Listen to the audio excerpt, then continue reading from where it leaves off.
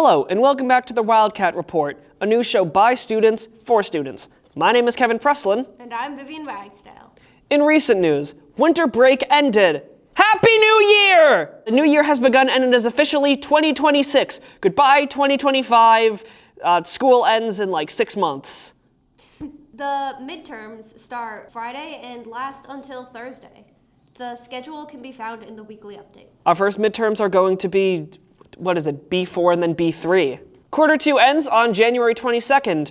That is when all grades and all assignments must have been submitted, because after that, grades are going to be posted in Aspen. The cap and gown orders closed recently. Mr. Gendron recently announced via a Google Classroom post that everyone has lockers, if you did not already know that.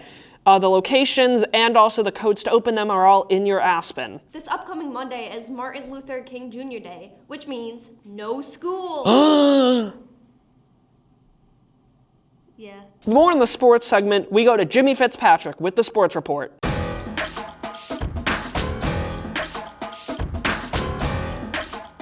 Alright, Wildcat fans, now it is time for your sports report this week. First, let's start on the ice. Boys hockey is off to their best start since 2015, thanks to a 4-game winning streak which launched their record from 1-2 to 5-2.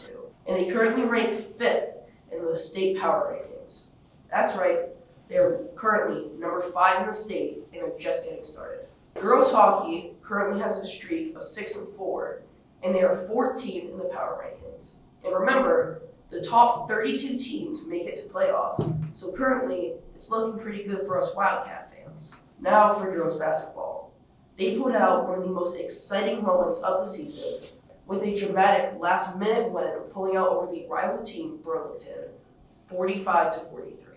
Huge baskets from Summer Sands and clutch free throws from Aaron McCarthy were the difference that really made that game. And now for the national level.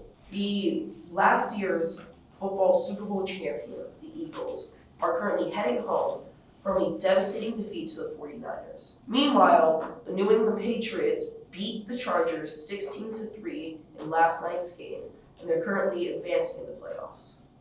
Thank you, and back to the studio. Next up is Josh with The World Today.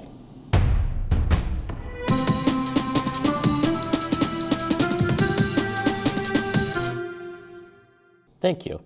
In exciting news, the new Chipotle location in Wilmington, right across from Cumberland Farms, will be opening by the end of this month. In other restaurant-related news, Frango's has been so successful that they're going to be opening up a second location in North Billerica. And in our last news of the day, the new admin building in Town Hall will be opening on January 16th. The old Town Hall, which was the temporary Town Hall as of 1984, will finally be closed to business by the end of this month. Thank you. Back to the studio. Thank you, Josh. Now we're going to move to the arts part, hosted by my co-anchor, Vivian Ragsdale.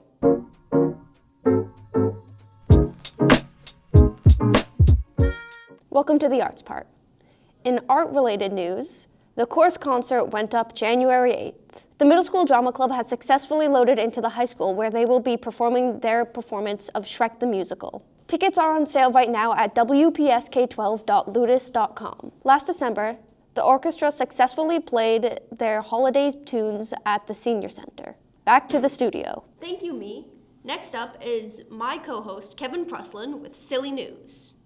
Hello, and welcome to Silly News, the part of the show where I, Kevin Presslin, talk about silly news. First up, Peruvian shamans predicted Maduro's removal from office last December.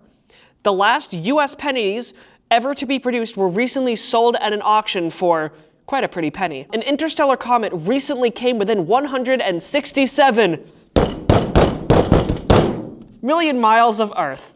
It's the closest in quite a very long time. The French tennis player Quentin Fillon was suspended for 20 years and fined $70,000 because he was fixing matches.